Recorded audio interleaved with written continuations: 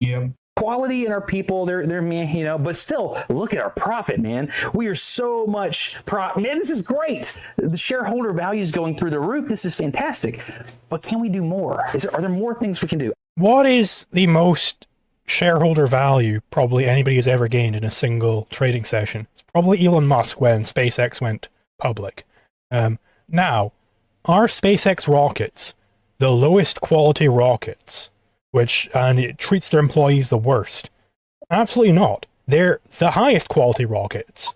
They treat their employees the best. They've got janitors who are fucking millionaires now. This is the whole problem with this diagram he's laid out here. Like, this is just completely false. Exactly. And though there is one thing to point out, which is like Elon Musk is someone who, like, I've read like his biography. He is someone who's hard to work with, in the sense of like the Steve Jobs sense. Like, he's someone who's a little bit of a hothead. So we could say like, yeah, like he doesn't treat his workers quote unquote well, but then they get paid like fuck, like they get. It's the madman meme. That's what the money's for, right? Yeah, exactly. That's sort of move the whole operation overseas. Let's quit doing this long-term thinking thing. Let's think short-term, and look at that. Oh man, alive. Look at all this profit we have made. We have run right up into a maximum profit business that has what I will call wedged itself up into the profit crotch. This is the most profit you can get out of a company without poking through the other side and ticking people off. And this is why almost every product... I mean, surely you've already ticked people off a bunch, because you're way away from the human factor or whatever he called it, right? It's like, yeah, this whole model doesn't make sense. Yeah, it's got to be a very shit product that everybody hates, but somehow it's the most profitable a company can be without destroying it. And it's not clear how, as if you increase the profit further, because if you go past this, surely you're making even more profit now. So what actually causes the business to fail if it's making even more profit? Yeah, that's a great point. Exactly. And also like look at the analysis here. Like the other two, like the analysis in the other two variables was very economic. The analysis here is, if you try to make more profit, you tick people off. Like, what do you mean, bro? Like, how am I able to make profit in the first place if I don't deliver what people want? Like, if nobody's buying from me, Like, the point is value creation. You piss them off, but not enough for them to stop buying, apparently.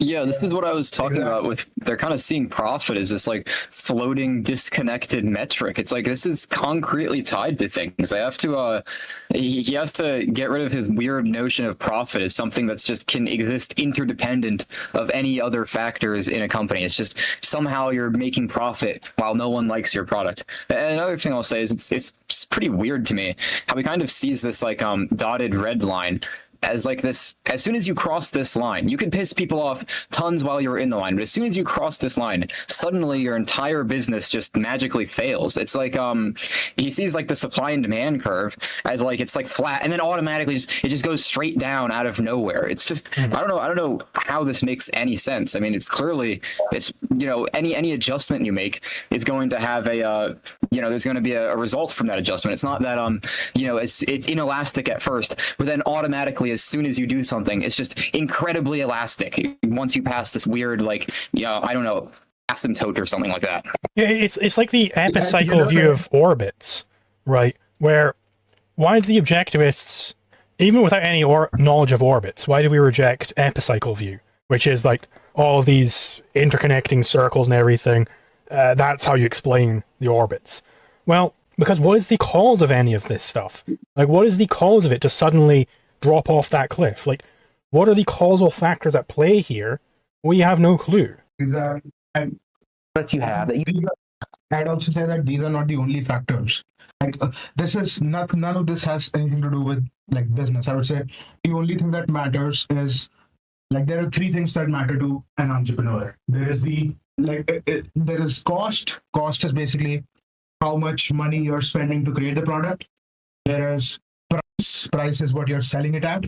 And then there is value. Value is what does the consumer evaluate it as, So your job as an entrepreneur is to maximize the difference between the price and the cost. And how do you decide the price? By estimating some value and trying to produce that value, like produce the, perception of your product as having that value. And of course, delivering that value. Otherwise, people won't buy it a second time. And so that's what matters. Like none of this and all of these variables, such as like how you treat your workers, how you like how much do you pay your workers, how good of a product quality that it is, all of that gets subsumed in just that. And I'd say like that's all you need to think about. Cost, which is how much am I investing into this. Price, how much am I going to charge for this, and value, which is how much is the consumer going to appraise it as. And if the difference between value and price is high, then the consumer is going to think that it's a good buy. And the higher the difference that's the psychic profit of the consumer. And the higher the difference between price and cost is, that's your profit. So you need to place the price somewhere between cost and value, so that you maximize both of those, so that you get a very good business model going. I would say this is the best model that I've seen of the market, like the best model that I've seen of what an entrepreneur has to care about, and nothing else. I got this from Perb Island. Like I recently attended a class of his on entrepreneurship. So this is what I got to say on this. Like drop the triangle, just think of these three things: cost, price, value. And what's important is we didn't just kind of pull these out of a hat, which it seems like he did for these three factors. Like, I mean, he was even saying in the video, I was debating over whether to call this, like, the worker or the consumer or what. That is a surefire sign that he's just kind of pulling this out of his ass. We're not coming to those factors out of our ass. We can come to those factors by building up from first principles, because we're thinking like economists. What is actually at play here? Whereas he doesn't seem to be thinking in that way, which is a shame. Exactly. You've loved has eventually become a crappier version of itself. Because what happens, this was written about by a guy named Cory Doctorow. He has a word that I'm not going to say here, but I'll just call it encrapification. The encrapification of a digital product, in his case, is what he was explaining, but I think it applies to physical products as well. What happens is, at some point, you capture the market, and then the game just becomes profit extraction. The motivation changes, and you no longer care about how good the quality of the product is, or the people, or how it affects your community even. You just want to maximize profit. And that's how you end up making things that hurt people or that just aren't good. That's why a lot of times we don't have good options in stores. It's because the minimum viable product that will extract profit from me is produced and put in front of me. And as long as I continue buying it, the cycle continues. But let's say that this Scrooge McDuck of a CEO goes a little too far and says, you know what, there's even more profit to be had here. What if I can make my manufacturing processes even cheaper? I don't even know the glue or how they're melting that in. What if we just don't do quality control or whatever? I don't even know how it happened. Boom. Suddenly, you pop right through the profit crotch and you poke out the other side. And congratulations, you just made a grill scrubber that hurts people, and you have to withdraw millions of scrubbers from product shelves because. So that doesn't seem very profitable. And once again, point everybody back to the Ford example. Once again, like, there is a cost element here. There is a risk involved with the shitty grill scrubber, which people should be able to take. Maybe I buy the shitty grill scrubber, and then I'm very careful when I'm cooking. And before cooking, I kind of look through the grill to see if anything's left behind. Maybe I can do that extra due diligence, and then I can, I can live with the $9 grill scrubber instead of the $60 grill scrubber. Like there is a cost element here. Like, once again, what do you want me to say? Like, if you force people to just buy the $60 grill scrubber, perhaps they do the grill scrubbing manually, like they do it by hand or something, and they end up hurting themselves even more. Like, what about that particular potential effect? What about the unseen? Like you gotta really think about these things. It's not that simple. Like you created the most expensive grill scrubber out there. Sure, it's the safest, but what is the cost of that safety? Like that, everything has a price to it. Like I don't buy the safe. I don't live in the safest house in the world. I don't drive the safest car in the world. I don't have the safest anything in the world because those are too expensive. I couldn't live my life that way, you know. And so, and everybody reveals this in their preferences in what they buy. That there is a cost to safety that they give to themselves given their current context of life. So, who is this guy to tell people that, oh, this is too bad of a product for you to buy? Well, perhaps not. You know, perhaps not. Yeah, I think it's You are it's interesting. So I think it's interesting how there's this idea of like you've captured the market, and now all of a sudden you can just start charging whatever price you want. I think that seems to be a case of context dropping to me. I mean, it's like, well, presumably, well, how did you capture the market? And presumably by providing them with something they want. So now you start maximizing profit, and you start inshittifying your product. Well, now you're doing the opposite of how you captured the market. So I don't see how you could possibly remain profitable doing this. So like, I don't see how this like market capture idea could possibly, I don't know, be continuous with your lowering of the quality. Like how do those two things go together? Yeah, he's kind of skipping this step. Like a dangerous product existing on a market doesn't like it just demonstrates that the fucking product is defective in some way. It doesn't like demonstrate that capitalism somehow systematically like rewards dangerous products in general, because like once it's known that this product has this defect, you know, I'm assuming, unless you're just suicidal, that people are going to not buy it, right? I wouldn't say that because, you know, Oh, really? of course, you know, these people are not selling cyanide pills. They're selling something which has a risk to it.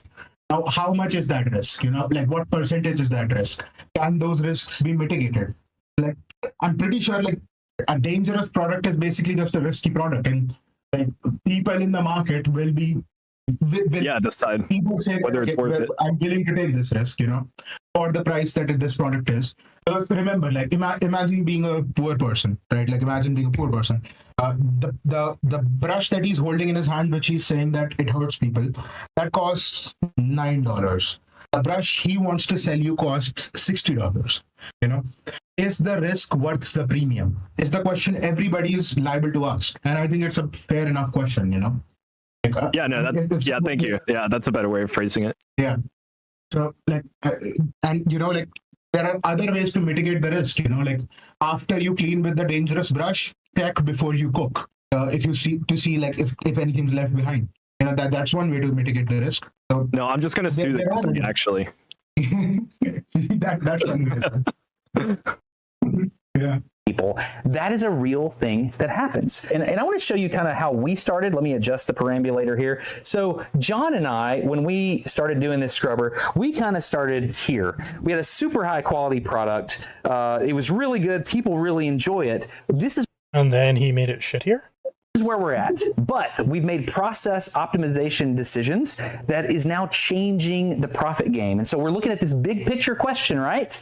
Let's go talk to John at JJ George, which is where we sell the Smarter Scrubber from. We're going to find out he's making more profit now, so he must have made it shittier. Let's find out if that's the case. Let's go see what John has to say about the decisions in the near future. Okay, John obviously is the business part of all this. He knows the business side. I just do the engineering stuff. So we can make these things cheaper now. That's right. That's right. That means more profit, right? Oh, so you made them shittier, right? Let's find out. Yes. And we didn't know that originally when we got into this. We kind of got forced into buying out the injection molding company. But we weren't forced, but our Chris, who had helped us a ton, was retiring, and we wound up buying his machines, and luckily he helped us and used his knowledge. But in doing that, we really saved a lot of money that we didn't know we could save. And then so there was that, and then there was a laser machine. And then Destin has an idea to make this laser machine, which I had serious doubt. I mean, I'm not seeing where the product's getting shittier, but in the model, the product must be getting shittier. Let's find out if the product gets shittier.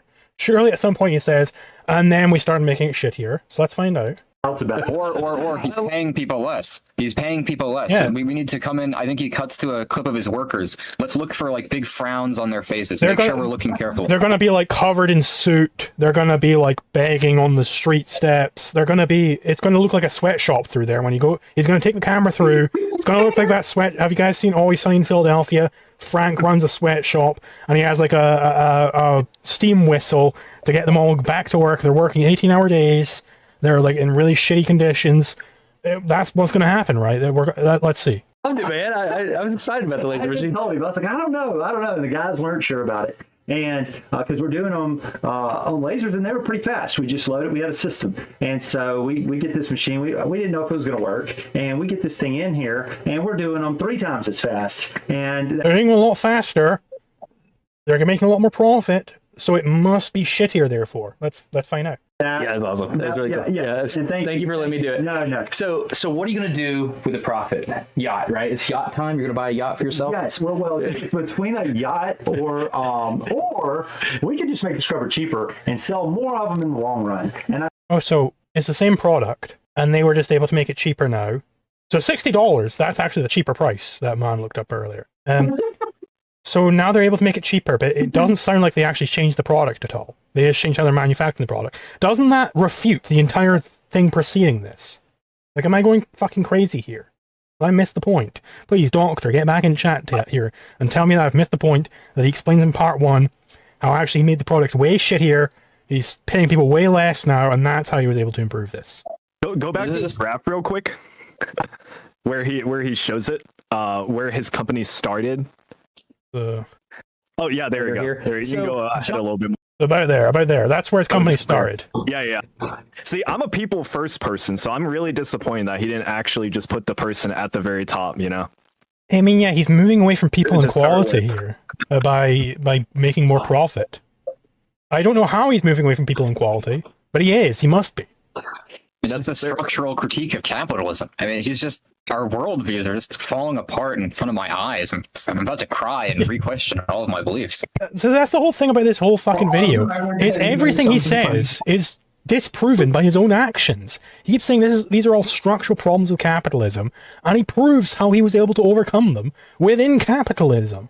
I don't understand what his critique even is. It's asinine. Yeah. I also want to tell you guys something pretty funny, which is one of the places, the people who are making this product, they internationally ship it to, is Hong Kong. So he has no problem selling to the Chinese. He has Oh no. buying.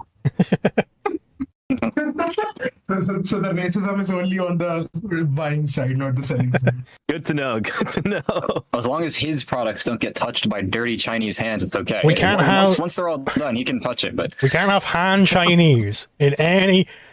Get the hell out of here, Han Chinese. Get the fuck out of here. We don't want your dirty, noodle-grabbing hands on our products. okay. I can laugh. I'm Korean, all right? I don't claim them. Those are the lesser Asians, all right? we kind of got forced into buying out the injection molding company. Well, we weren't forced, but our Chris, who had helped us a ton, was retiring, and we wound up buying his machines, and luckily he helped us use his knowledge. But in doing that, we really saved a lot of money that we didn't know we could save. And then So there was that, and then there was the laser machine. And then Destin has an idea to make this laser machine, which I had serious doubts about. I loved it, man. I was excited about the laser machine. I think it's also worth going over that story there. How they were able to sell the same products for cheaper by buying out this company. Isn't the normal story that these evil capitalists keep buying out all these companies, and that's what causes things to go bad? It seems like the opposite I is think the he's case here. arguing for capitalism, to be honest. This whole video seems like an argument this for video is capitalism. actually pro All of the actual concrete examples he uses in the video are arguments for capitalism, but he frames them as if they're against capitalism. In what sense is his company not just a capitalist success story of a couple of guys who got together and recognized a deficiency on the market, and then they came up and they swallowed up all the competitors, and they went out and they produced a better product, and people love it. In what way is that not what this is? Yeah, that's the exact argument I for want to buy capitalism. Like, if I were to try and say, well, in the market, if there's some really shitty line of production, somebody could come in. If I was in a debate with a socialist, some new company could come in and make a better product than all of the competitors, and then they would be able to succeed. The socialists would say, absolutely fucking not, that's never going to happen. But it did happen. In this video, it happened. In this video critiquing capitalism, the capitalist success story happened. I don't understand this video. Exactly. Maybe he should have just cut out the entire first half and said capitalism is great. Yeah. And that's it. Honestly, if this video was just sorry. one reframing of this video, where he's talking about how capitalism is great, all of the same exact things happening in the video, the same literal things with the engineering process and everything, all of his problems with trying to start up the engineering process, and he just reframed it and said, this is why capitalism is so great, it would have been entirely correct. We should check out his comments actually after this to see what the people say. Yeah, I think it's interesting how his whole channel though is like a capitalist success story. Like he produces better quality content, like we were just complimenting, the quality of his videos. So he's out competing all the other, lesser channels who are producing worse content, and he has tons of subscribers from that. And because people are recognizing it. And look, he's making presumably a lot of profit from this, and you would expect the quality of his videos to be really bad though, and all the people he's filming with, they're gonna have a really bad time, but I just don't see it. Jeffrey made a great comment. He said capitalism sucks because the psychopaths are right. I was like, I don't know. And the guys weren't sure about it. And because we're doing them on lasers, and they were pretty fast. We just loaded. We had a system, and so we get this machine. We didn't know if it was going to work, and we get this thing in here, and we're doing them 3 times as fast. And Yeah, that's awesome. That's really cool. Yeah. And thank you for letting me do it. No. So what are you going to do with the profit? Yacht, right? It's yacht time. You're going to buy a yacht for yourself? Yes. Well, it's between a yacht or we could just make the scrubber cheaper and sell more of them in the long run. And I think How dare he buy something for himself? Yeah, I mean, he does go in. He then goes in further about how they end up making even more profit by selling it cheaper, but it's the same product. So he can get 2 yachts now, presumably. Another path to the yacht. Not staying in business. But anyway, yes. When we look at the long What if he term, deletes this video and then just he watches us, deletes this video, and then makes an apology video? I think that'd be a beautiful bow tie to the end of this story. Beautiful. Or he literally just cuts out like 2 parts in this video and replaces it with what Zulu was saying, the better framing. He just re-upload the same video. He needs to remake this. We need a second update where he goes to the Mises Institute and he asks them about capitalism, and he learns about how every step he took is in fact the exact prediction of what the Austrians are saying would happen in a free market. Exactly. And also, like, I think at that point, he should also buy Zulu a yard. Like that at that point. I think it's only fair. So true. Yeah. videos, we're gonna sell a lot of products, but that's not gonna last forever. I can't make Smarter Every Day the Chainmail Girl Scrubber channel. I just don't want to do that. Right. It's not fair. And this is a product that it's a good product. We're going to have it at a good price. And we just need to run it like a normal business. We need to pay for advertising and make a quality product at a good price. And I think the rest will take care of itself. I have noticed that most people come about figuring this thing out because somebody tells them about it. And we can tell too, we can look at the analytics, and a normal product is a 3% conversion rate. It's pretty good. And the scrubber has run at about 8% over time. So that means 8% of the people coming to the website are buying a scrubber, which is... Yeah, so again, this is just proving that capitalism works. And the same is true. I implemented those same principles into the design of the website where I have my course hosted on. high. But that also means that people are looking for the scrubber. So somebody told them about it, and they are coming to look for it when they buy it. Okay, so my model isn't perfect because John explained that our profits were going up even though we didn't sacrifice... It's not just that the model isn't perfect, it's that it's completely theoretically inept. Like, I think he's being too friendly to the model here. Like, it doesn't make any sense. Like, the smarter scrubber business isn't some, like, crazy unique business. This is how all business operates. It's just exactly like if the model is unable to represent reality accurately, you don't say it's not perfect. It's just not true. Like it's a bad model. Throw it out, and we can tell you why it's a bad model. It's because you included a caricature of a Scrooge McDuck capitalist instead of actually asking what brings profits. The whiteboard magnets are just too cool to get rid of, though. I will admit, it's really cool. Like, So true. I wouldn't want to get rid of it either. Yeah, I'd keep it as a keepsake, but get rid of the theory. The quality